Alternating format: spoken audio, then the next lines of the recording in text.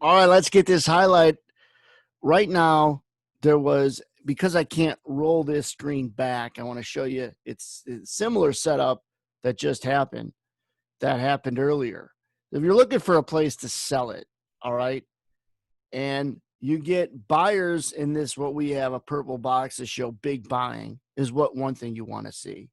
And then you don't see it on this anymore because it came off, but up in here, you see where you get you get a red bar, and then you kind of got a red bar sticking out here and right in there. Well, these came out when we were trading right in here.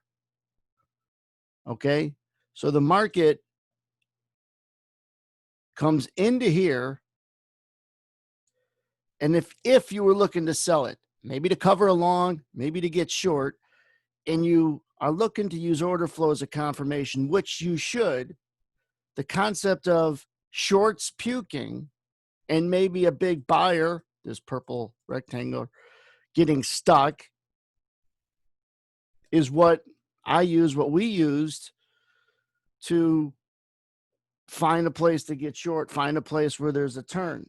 And let me walk you through why those two things are important to find a top and possibly open up a short. Well, a big buy order comes in, and that's this purple rectangle that the way we see it. If a big buy order comes in and the market goes up, well, it's supposed to. If it staggers a little bit, that's a head scratch moment, especially after the market rallied from here. I mean, it's a pretty decent rally from 04 to 24. So you're using that as context. Remember, you're already looking to get short. So you see a big buyer in that area. Then you see shorts puke, which is one of the best tools out there that we have, because that's what you're looking for. Less shorts, not more shorts when you get short. Intuitively, if I were to ask a group of traders who were kind of not really, that experienced, or maybe they were experienced but haven't really made any money, and I were to say, when you're short, do you want less shorts or more shorts? Everybody would yell, more shorts. Absolutely not. You want other shorts to puke it so there's less shorts, because when there's less shorts, there's less buyers below. I could say this 1,000 times in a row and it would be more and more important or worth it each time. Less shorts equals less buyers. How do you know that? Because what happens when you're short? What are you trying to do? You're trying to buy it after you get short, aren't you?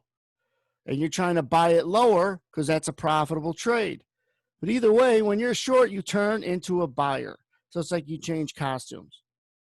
So if you can find a tool, and you found it because you're watching this video now and we have it, to find where shorts get squeezed. Shorts puke. Puke is a slang word for, from the floor, for getting out of a position, generally for a loser.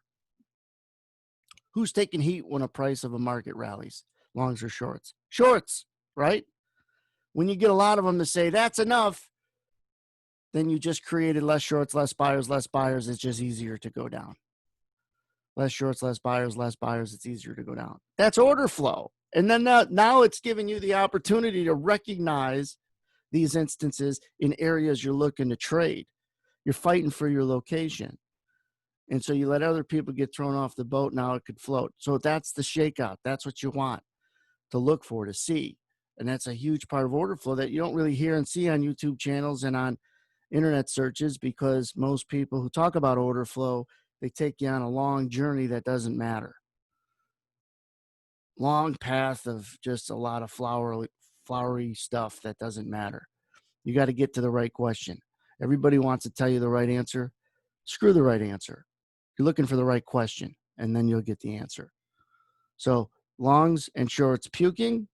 You see it with green and red bars on this screen share. And then big buying and big selling that comes in with these rectangles, purple for buying, red for selling. Can you, again, against conventional wisdom is where all the interesting stuff lies.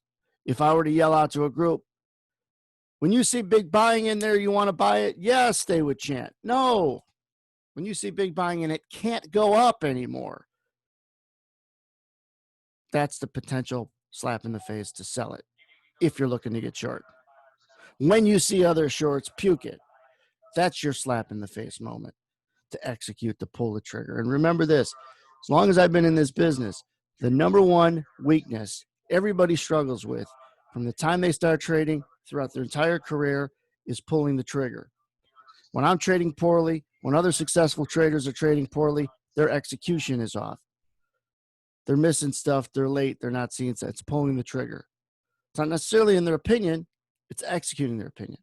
For people who've never pulled money out of the market and found consistent success, it's because they never learned the right tools to even pull the trigger and knowing when to trade and when to stay out of it to save losers and miss less winners. They have never put themselves in a position to learn it. So it's those that are weak because they never learned it. And then as you learn it, you're always working on location, which is qualification. Location is important in your entries and exits. You could be dead wrong with direction, but if you got great location, you could actually make money. You could be dead right with your opinion. Price is going up, but your location suck. You could be right and lose money. How often does that happen? A lot. And people watching this video at any moment in time will be able to relate to that. You're right and you lost money because you're in a bad location. Profilers do that a lot. Their profile studies give them a good bias. Hey, price is strong, it's going to go up, and then they're not on the team. Or they get in, they get shook out, and then it rallies. So they actually lost money and they're dead right because their locations are poor. So there's no avoiding the skill you have to create and sharpen in your quest to be and stay a profitable, successful trader. There's no way around it. You're going to have to develop that skill. One thing I was thinking about yesterday is that repetition is the common denominator of anything that is good or bad. Meaning, if anything is good, it's because of a good habit, which came from repetition. Bad habits that we have and things that are done poorly, bad behavior, repetition in that direction. So repetition is the common denominator for habit and for skill and for sharpening that skill. And the problem with this industry is most people are taking on a joyride and not knowing it. And I'm not bum wrapping other education because there's some good stuff out there, but they're taking on a joyride with how easy it is to make a lot of money. And then they come to the realization that what they learned was a waste of time and it wasn't relevant. Always know this. Two things that are important in trading: comparing and contrasting, and buyers and sellers.